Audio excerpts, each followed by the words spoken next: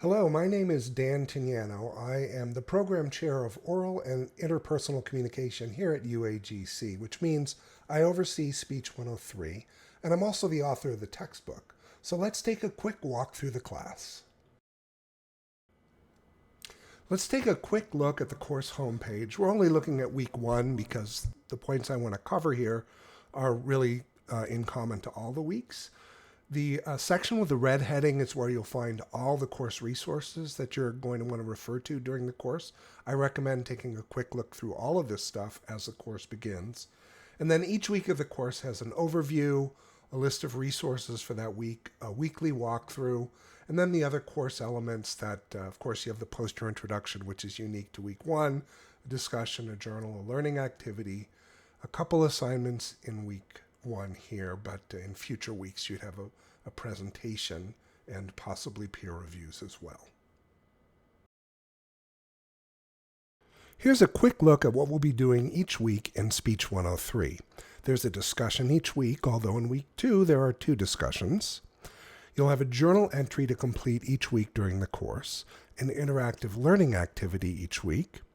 An outline will be due each week of the course except week 5 because there's no week 6 of the course to present in. A presentation will be due each week of the course except for week 1 because there was no prior week's outline to present from. Peer reviews will start after the first presentation, which is in week 2. Therefore, peer reviews start in week 3 of the course. Finally, there's only one traditional paper that's in week 1 of the course.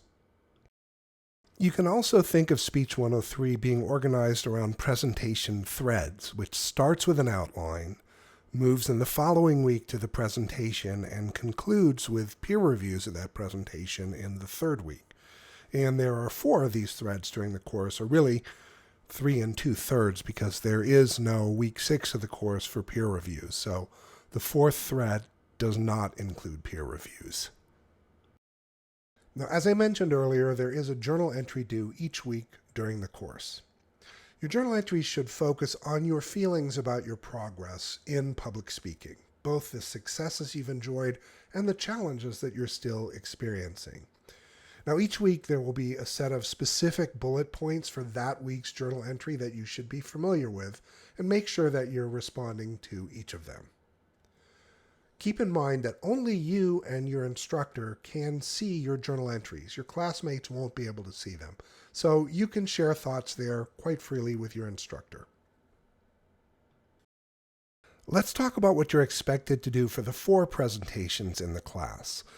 Prior to the week of the presentation, you'll be submitting a full outline, but you should practice and present from a simplified version of that outline. Please don't speak from a full draft of your presentation. Practice is key. 5 times through is good. 10 times is even better. And remember that you can re-record if necessary. So if you don't like one take, do it again. And you can edit together different takes within reason. No more than one cut from one piece of video to another per minute. But that's also an option that you have available. Peer reviews are another important element of the class. You will write a brief review of every classmate presentation throughout the course. This is 2 to 3 sentences commenting on specifics, not just nice job, great speech.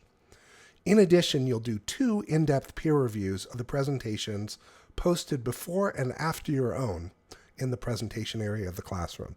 Beyond this, just follow the instructions for the peer reviews provided in class. Now, it's pretty normal for people in a speech class to run into nerves here and there. So here are 5 pointers to help with that. First, you can always re-record a presentation. You're not stuck with one take. So if you're not happy with one, do it again.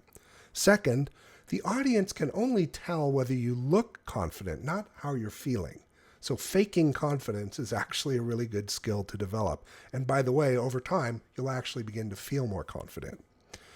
Think in terms of being excited rather than nervous. That's tip number 3, and related tip number 4 is never tell your audience that you're feeling nervous.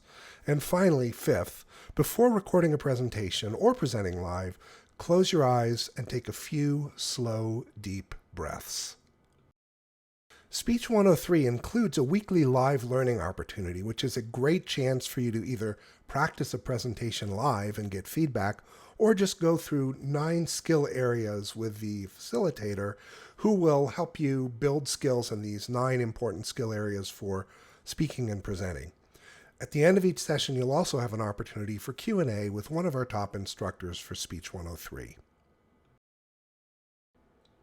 Well, that was admittedly a little bit of a whirlwind tour through Speech 103, but it is a fairly complete picture of the class.